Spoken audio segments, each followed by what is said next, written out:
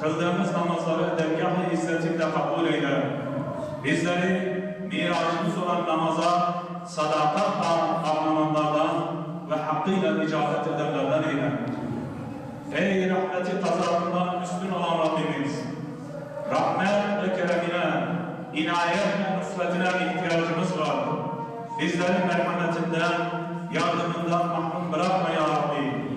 Ey affetmeyi seven, affedici olan Rabbimiz!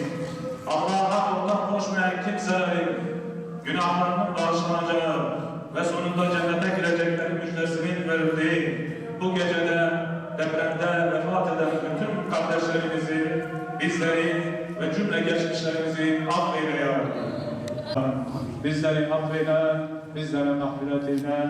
Amin. Amin. Tekrar diyeceğiz.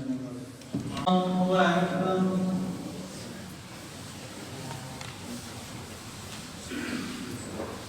إياك نعبد وإياك نستعين اهدنا الصراط المستقيم صراط الذين أنعمت سبحان الذي يسرى بعبده ليلا من المسجد الحرام الله أكبر